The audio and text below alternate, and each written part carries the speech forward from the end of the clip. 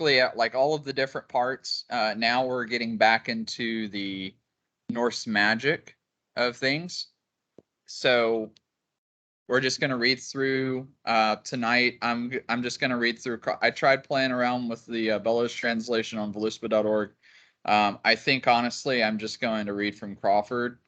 That way we can kind of like be able to understand what we're reading a little bit better. And but I guess if you're watching this recording later on, if you go to Voluspa.org, there are free resources, including free copies of the Eddas. They do use archaic language there, so it's a little bit harder, a little bit more difficult. But I like Crawford's translation. I keep saying that, but it's a whole lot easier to understand. Nice, easy to read. So let's dig right in. What we're going to be reading through tonight is stanzas 138 through, let's see here, 138 through the end, which would be stanza 164. So let's dig in. It starts with Odin here telling the story of his own sacrifice himself to himself. I know that I hung on a wind-battered tree 9 long nights, pierced by a spear and given to Odin, myself to myself, on that tree whose roots grow in a place no one has ever seen. No one gave me food, no one gave me drink. At the end I peered down, I took the runes, screaming I took them, and then I fell.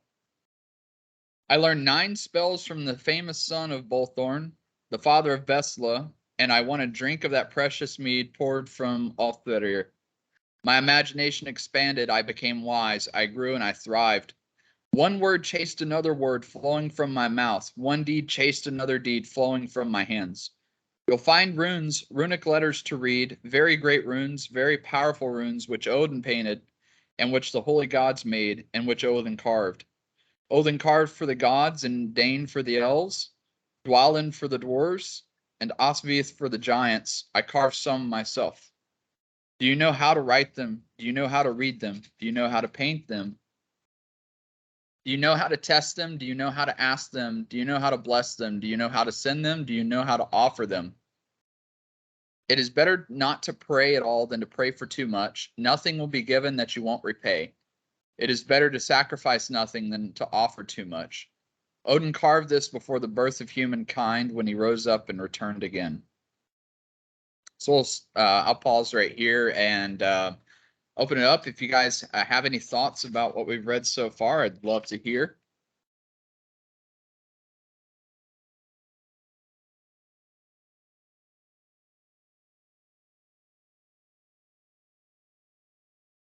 I think 145 sounds a little bit like what we were talking about last night with like Christian versus or being raised Christian and like becoming heathen, like with the better not to pray at all than to pray for too much, and nothing will be given that you won't repay, and it's better to sacrifice nothing than to offer too much. To me, that kind of sounds like what we were talking about last night. Yeah, you're gonna have to refresh my memory because I'm a little cloudy right now for reasons.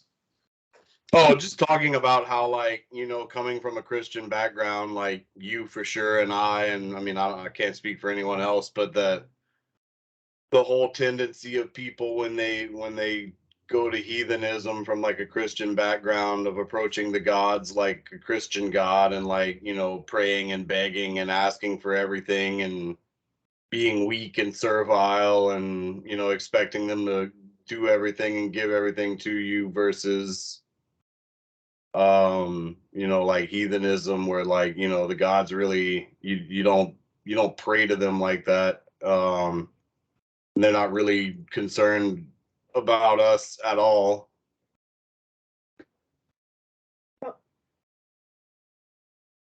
Yeah, for sure. So no, I'm where you're at right now. It's coming back to me. So yeah, and I think that's very, very significant because when we're talking about heathenism, it's definitely not a weak religion. people were willing to die for it back in the day. So there were aspects of it that were extremely important, worth dying for. And I think that, when we're talking about heathenism, in action, living heathenism, yeah, it's better not to pray at all.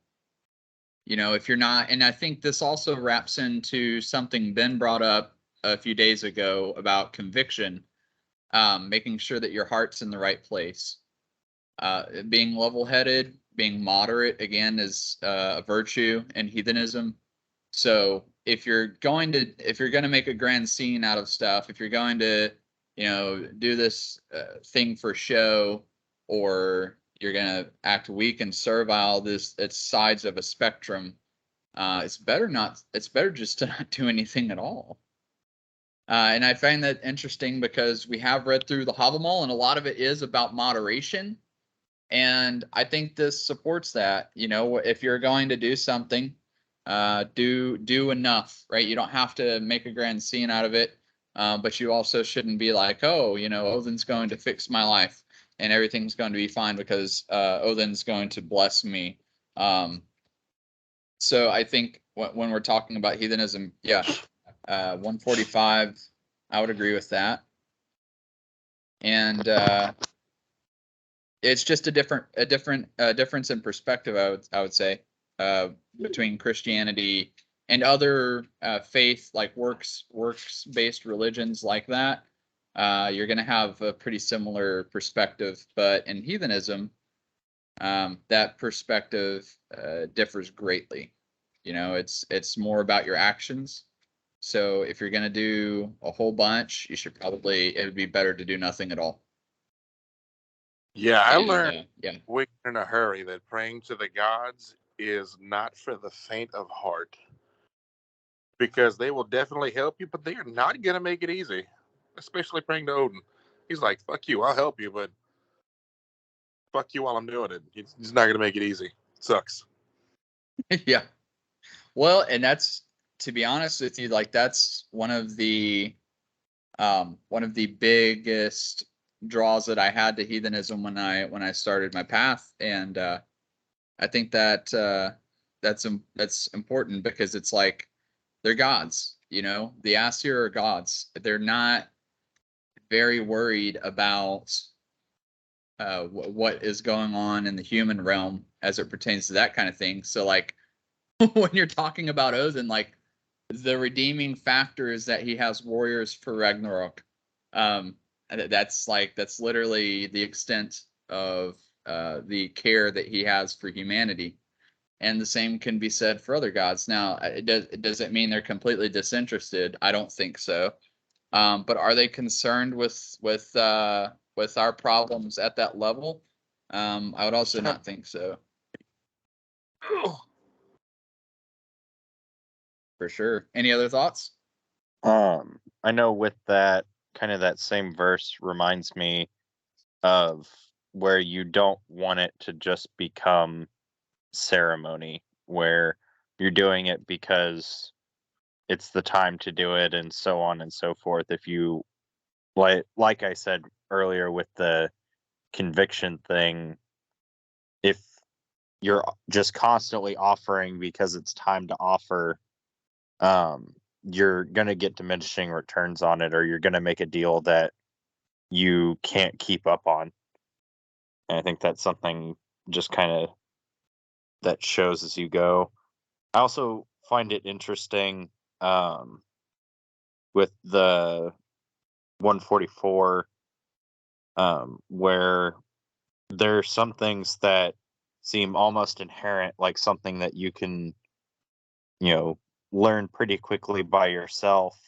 But then the later half where it says, can you wish, can you worship, can you summon, can you sacrifice? And I'm reading out of a slightly different translation, but these are all interesting things that are a lot more difficult to find out how to do, for yourself, rather than you can go online and you can find the runes and you can figure out how to carve them, how to write, how to read with them, fairly easy without any involvement. But the later half is really kind of testing for a lot of people.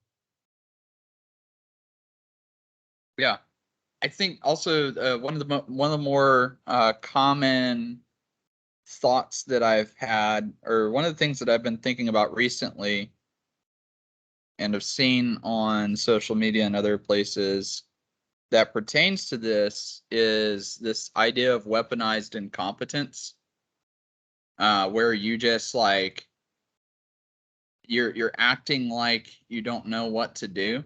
But I think, and not so much of this is weaponized as it's just like a warning against incompetence. I think that fits because it asks you, what you know about finding runes, being able to write them, read them, paint them, test them, ask them, bless them, send them, offer them. And then right in the next stanza, we're talking about praying too much and offering too much. So I think narrowing it down to like a warning against incompetence, and also, making sure that your heart's in the right place for the moment, is very, very important. And I think I'm pretty sure we'll see a little bit about that. Just skimming through here real quick.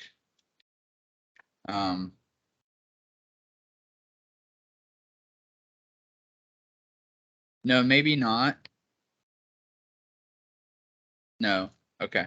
Well, for some, I don't remember where I've seen it, but something to do with if you do something incorrectly, even if your intention is good, it'll turn around and backfire on you, regarding magical things. So if you don't know what you're doing, it's better to do nothing at all, which I think would pertain to 145, because the concept of praying too much and offering too much would be like you don't understand what's necessary. So it'd be better that you do nothing at all, because you don't know how much is enough. And we've already seen warning after warning in previous stanzas about doing too much, eating too much, saying too much, thinking too much.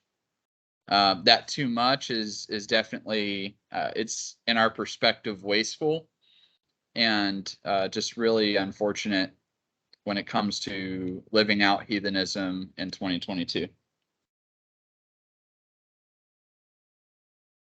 And like we've said before, it doesn't have to be perfect. It does have to be enough, but it definitely should not be too much. Yeah. So stanza 146. I know magic spells that no woman knows and no man either. The first is called help, and it will help you in lawsuits and sadness and all kinds of worries. I know a second spell which men need if they want to heal others. I know a third spell if I have a great need to thwart my enemies.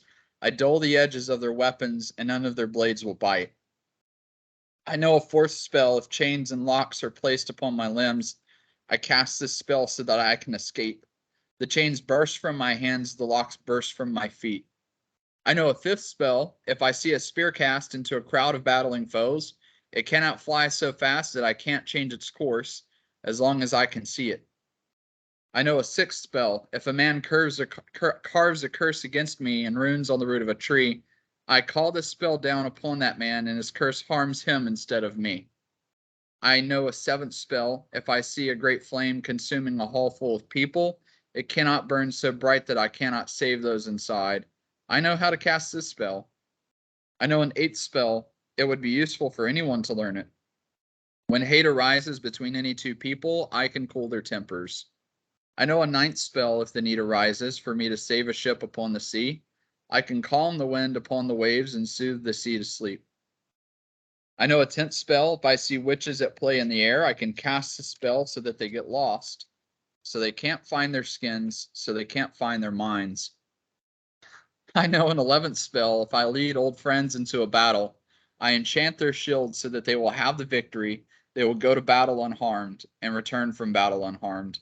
They will come home without harm. I know a 12th spell if I see hanging from a tree a dead man's corpse.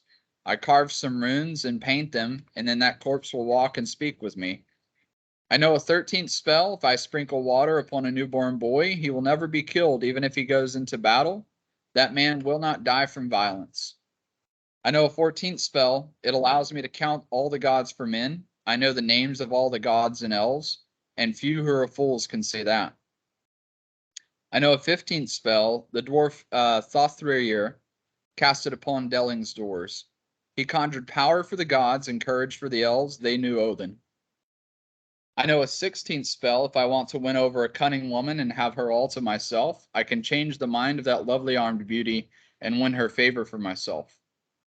I know a 17th spell to prevent a beautiful woman from shunning me. Lord Fafnir, all these spells would be useful to you all your life. They would profit you if you learned them. They'd do you good if you remembered them. They'd suit your needs if you could use them. I know an 18th spell, which I will never teach to a girl or a woman, unless maybe to the one I call my wife or my sister. It is much better that one alone should know this, which is the last of spells. Now the words of the one-eyed are heard in Valhalla. For the benefit of humans, for the harm of giants, health to you who speak them, health to you who know them, joy to you who learn them, health to you who hear them. So we have a great list, 18 spells long of spells that Odin knows. Of course, there is no expose on what they are, how you do them, what the ingredients are. So it's more, I've read into this more as a challenge. I definitely, when we're talking about just, personal opinions and things of that nature, I definitely believe that magic is a very real thing. And it has a lot to do with the intent of your words and the intent of the power that you're either evoking or invoking. So these list of 18 spells, I definitely do believe they're real. And it would be great to figure them out, search for them. That's what I've been doing for a while now, is, reading into the lore as much as I can to try and uncover any of these magical spells. I've seen magic at play in my own life.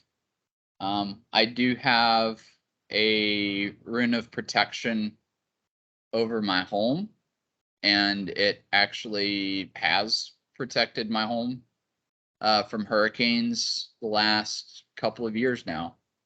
So definitely some powerful things at play. That rune of protection is staying up, and I just think it's definitely something of interest. Not, again, not to make a show of anything, but it'd be good to find them, it'd be good to learn them, and it'd be good to use them. But I'll shut up. What do you guys think? What are your thoughts? What are your ideas regarding what we just read?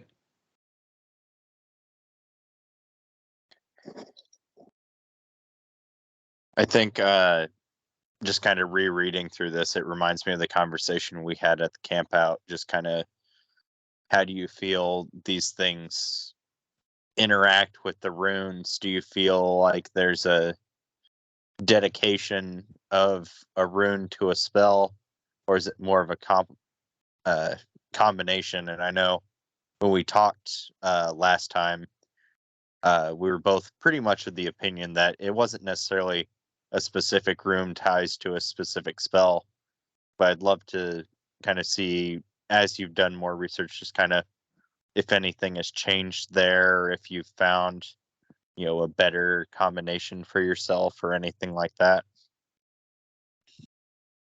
For me personally, just speaking from personal experience, this isn't backed up by any written text, but I do try and use runes now that pertain to the gods and their specific nature. So the specific rune of protection I have over my home is actually in a wooden wedge, an oak wedge. Had some trees fall in a past hurricane, and I used a piece of that oak to carve this wedge. I was originally going to use it for a tagelharpa, but did not get around to that. But it's a thorn rune inside of a Mjolnir, and we know that Thor is the protector god, the god of the most probably one of the most popular gods in Norse heathenism for the time that it was mainstream. I did have some research that I found to be quite interesting when I was battling with figuring the runes out. And that was found actually in the Gesta Danorum, which is, it's a thick book, and it is definitely something I would highly recommend you all read. I don't know that we'll spend time like reading through like we have the Havamal, because it's just a lot, and I'm trying to keep this more like to the basics. But within the Gesta Danorum, there's two instances. I need to read further, but there's at least two instances of using runes for magical spells. One is actually a necromancing spell that occurs in the Gesta Danorum, and it's used. Basically, the funny thing is, I didn't even know it when I made the wedge for my house, but it basically follows the same principle as what I've used for my house. So they write runes on a piece of wood and stick it under the corpse's tongue, and this necromances the corpse. And then there's also another instance later on, wherein one of the heroines in the story speaks about healing runes and magical spells regarding healing runes. So I think the medium that they're to be used, it seems to be etching on wood, but there's definitely some significance behind certain runes that, of course, in that text as well, they don't make it. They don't make you aware of what those healing runes are. I think it's more of a trial and error, and I think actually that's the big thing. Probably the biggest thing with regard to magic and runes is, one, the medium has to be right. So we know that we can paint them. We know that we can etch them in wood. But with regard to actual magic and healing spells using runes, it seems to me that it's more about trial and error and your intent behind that. I think that it's important to remember too that there's different aspects of the rune. So we wouldn't use a rune as like just this rune is this magic spell. It's whatever aspect of that rune you wish to honor or imbue into your spell or your magic. Yeah.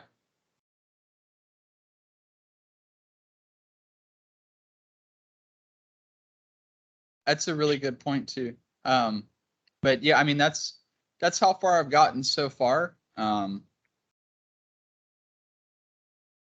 You can kind of toss back and forth. So like back when Norse heathenism was, the mainstay, all the hotness in the Scandinavian countries.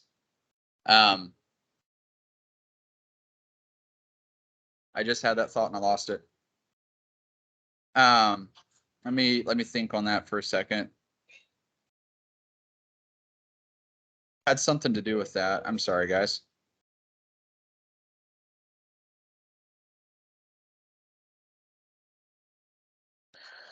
So I know one thing. Do you feel like this kind of leads more towards the idea, and the more validation of the modern idea of creating bind runes and that kind of thing, where it ends up playing into, you take different runes and you combine them together on a stave to help like kind of create and direct it? So for that one, I got my thought pulled back into my head. Sorry. So bind runes obviously are a more modern practice, and back in the Viking Age, quote unquote Viking Age, the runes did not necessarily inherently stand for something in a Norse heathen's mind. So they have like rune names. So like Fae, for example, in a Norse heathen's mind would not literally stand for cattle or wealth. Like as far as magic is concerned, is what I've heard, is what I've read, and is what my understanding of it is.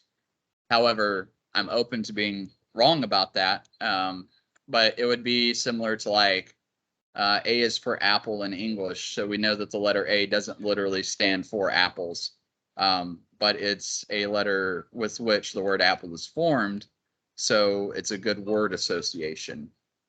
That also doesn't negate the fact that the runes are magical. So while they may not literally stand for what their namesake is, that does not mean they're not magical, and that does not mean that they don't have magical power in regards to things like wealth or love or healing. That much is very not true. So like the runes, I think are trial and error. So like if you're using a specific rune, and this is what I would do. This might be a practice that I actually do, but I carve some runes on staves, maybe use a rune set even. Lay one out, put it into place, invoke the magic of the rune, and see what changes happen in your life. And if it's consistent enough, then I would think that you could associate that rune with that specific outcome.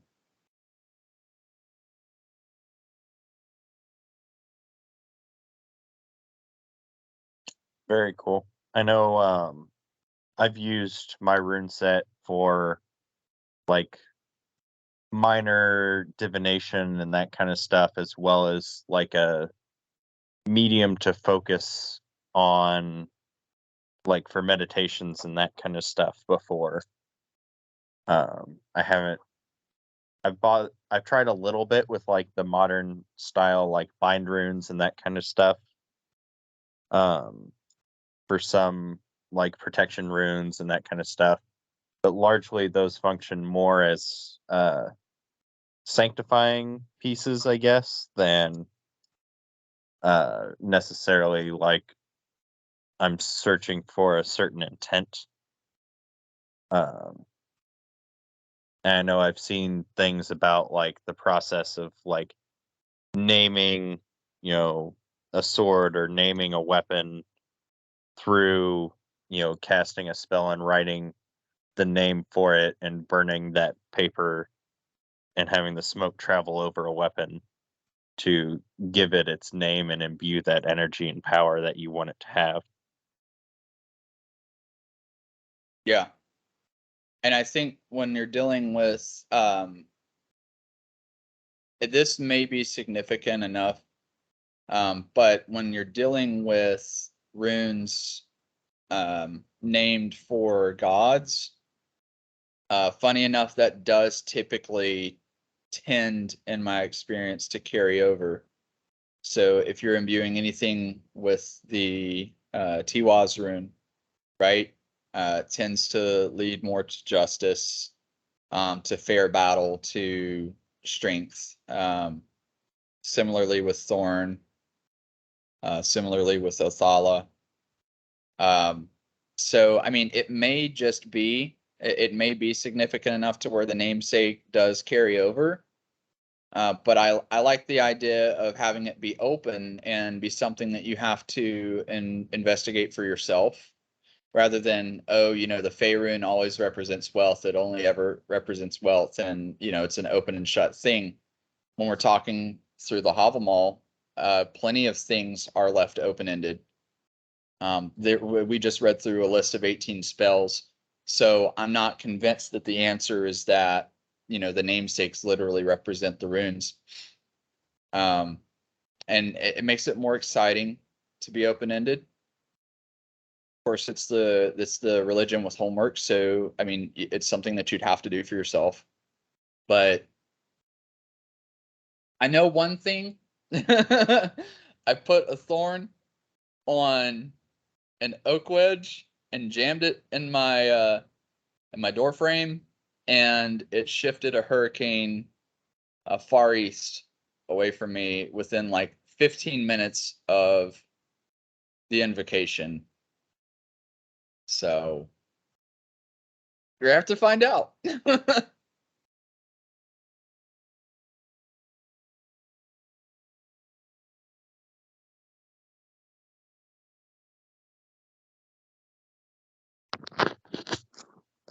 I know one of the best healing spells I've ever found is apply tourniquet to neck, because then no other thing becomes an issue. Yeah. All right, y'all. Any other thoughts before we move forward?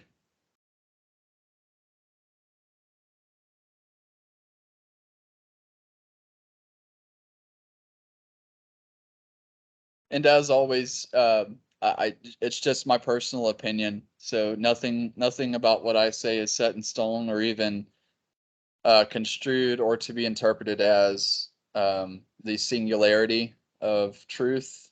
It's just my personal experience working with the runes. Yours could definitely possibly be different.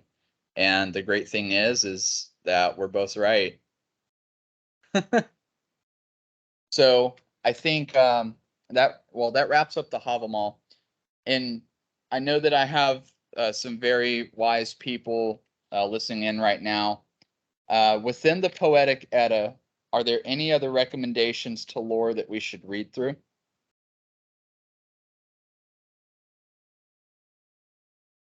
Oh, you're making me think. I know there was one that I always enjoyed reading through, but I don't have my copy with me right now. I lent it out.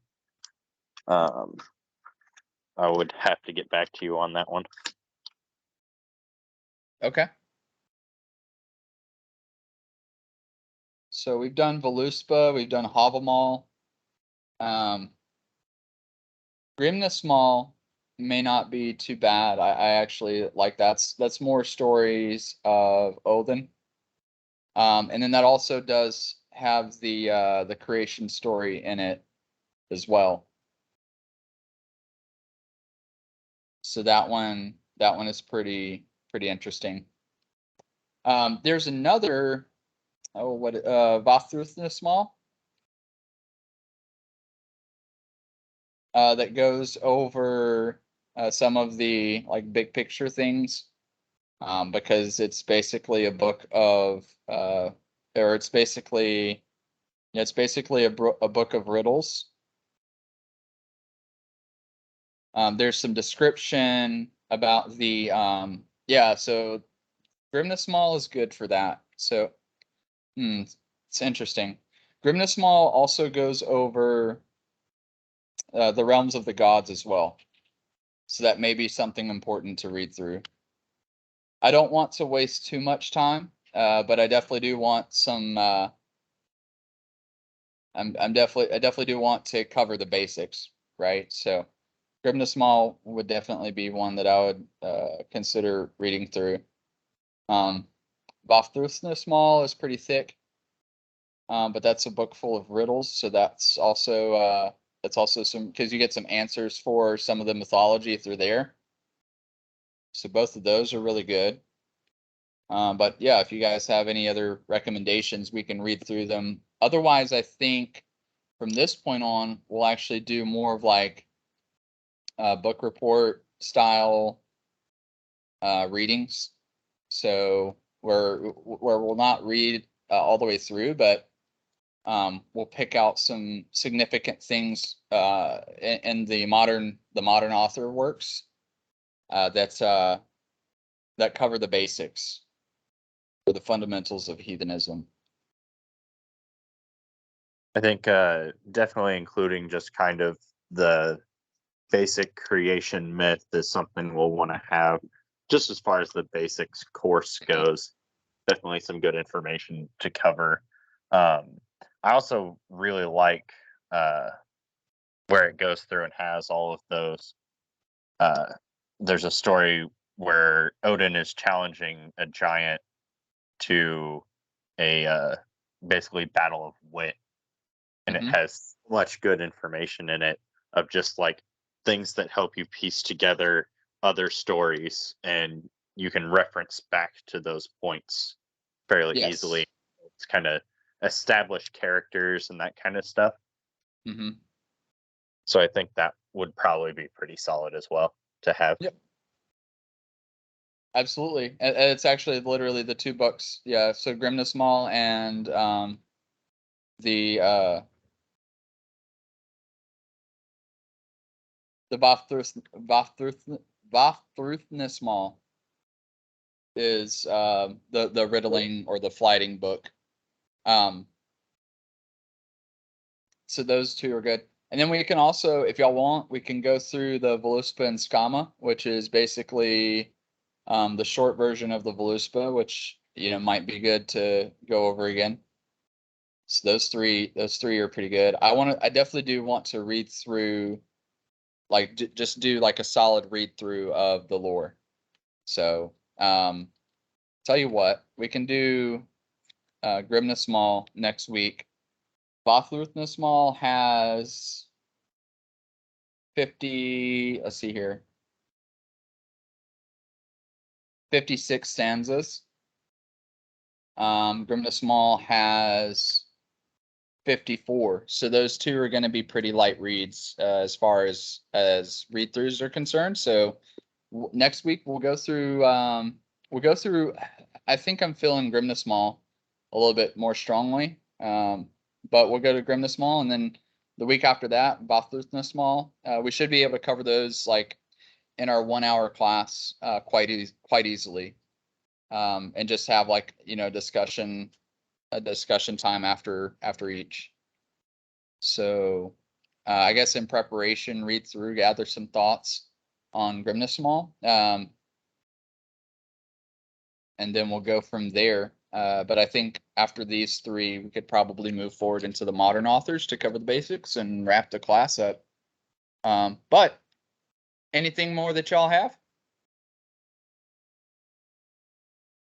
I think I'm good. Okay. Yeah, I think we're good too. Okay, cool. Alrighty. Well, like we discussed, we'll be moving it to 7 p.m. just so everyone can join. But I appreciate y'all chiming in. As always, love the feedback, love the different perspectives on things, and we'll dig into Grimness Mall next week. Thank y'all. Thank you. Bye. Bye. Okay, bye.